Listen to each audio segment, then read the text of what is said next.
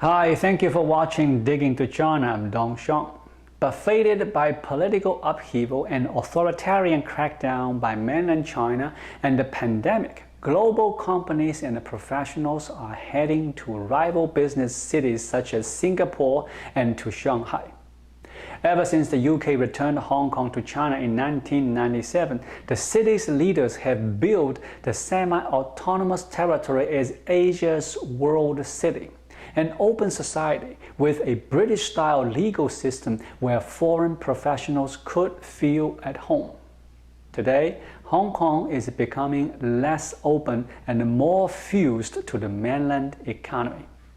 Some companies, including banks and other financial institutions, still view Hong Kong as crucial to their China-focused business models and are digging in for the future.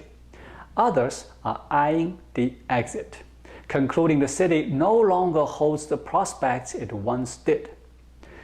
In a survey of members of the American Chamber of Commerce in Hong Kong released last month, 42% of the 325 respondents said they were considering or planning to leave the city, citing uneasiness over China's new security law and a pessimistic outlook of Hong Kong's future.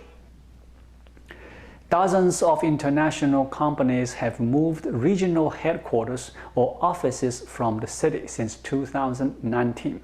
That has contributed to the highest rate of commercial real estate vacancies in 15 years, with more than 80% of the vacant space surrendered by international companies, data compiled by Cushman and Wakefield show. All told, more people, expatriates and local, departed the business hub in 2020 than any year since the global financial crisis. In January, VF Corp, owner of Timberland, The North Face, and other brands, said it was shutting its 900-person Hong Kong office after 25 years in the city. Japanese video game maker Sony Interactive Entertainment has moved regional executives to Singapore. European luxury goods company Louis Vuitton said it was relocating some Hong Kong-based employees. French cosmetics giant L'Oreal also said it was relocating some staffers from its Hong Kong headquarters. Hong Kong boosters predict that once the pandemic lifts, the city will emerge stronger as its business profit from deeper integration with the mainland.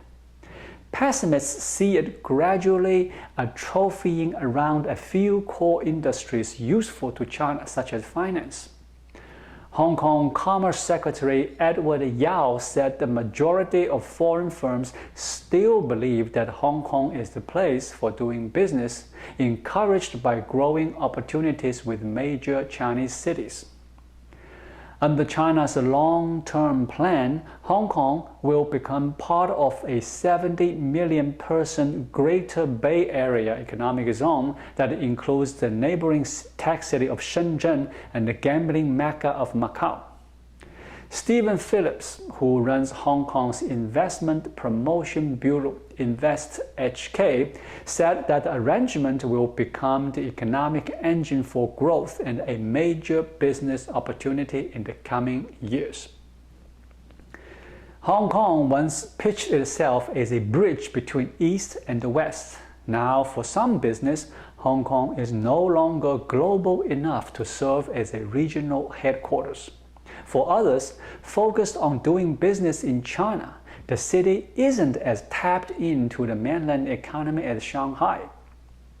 Denver-based VF is moving the Hong Kong positions responsible for its China sales and marketing to Shanghai, where they will be nearer the stores and the giant online retailers crucial to its business.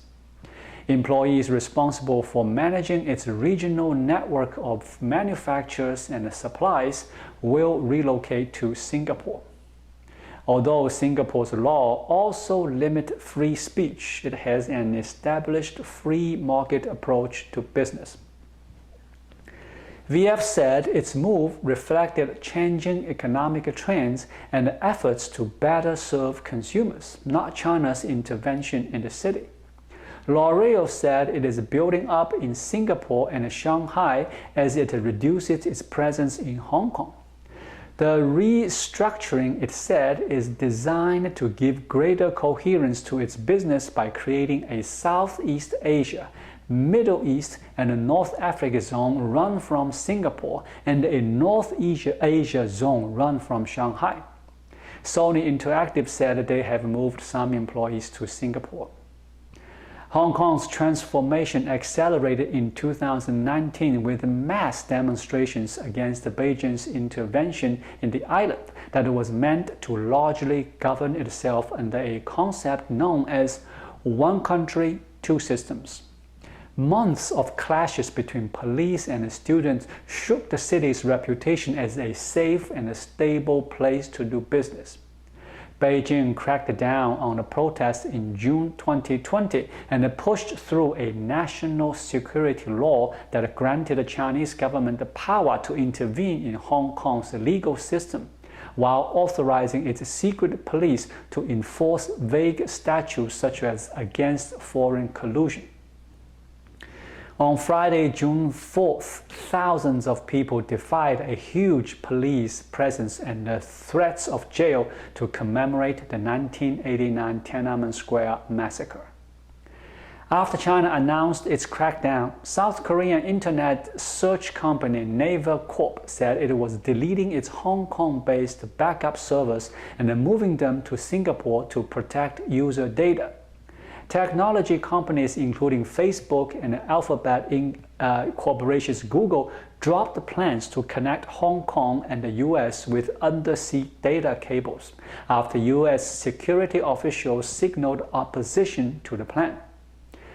At Asian Tigers Hong Kong, a relocating firm serving international executives, moves into Hong Kong have declined 50% since 2019, while moves out increased by 30%, said Chief Executive Rob Chipman, an American who moved to Hong Kong in the 1980s. Some 40,000 more Hong Kong residents departed the city in 2020 than those who entered intending to reside there, government figures show. All told, Hong Kong's population of about 7.5 million shrank by 46,500 in 2020, the second contraction since it was returned to China. Sandra Bosch, an Australian mother of one who moved to Hong Kong 15 years ago to set up a specialty fabric and a stationery business, left in November. While the 2019 unrest disrupted her business, the 2020 national security law, she said, was the last straw. She packed up her business and moved to Singapore. The law, she said, was a clear sign from China that they are taking control of Hong Kong now, and everything will get more controlled from that point out. We no longer felt safe. British authorities have opened the doors for local holders of pre-handover UK passports to immigrate permanently to the UK, and they estimate more than 300,000 Hong Kongers, about 4% of Hong Kong's total population, may come over in 5 years. Thank you for watching. Please leave a comment and subscribe to my channel. Just click the subscribe button right here. I'll see you again shortly.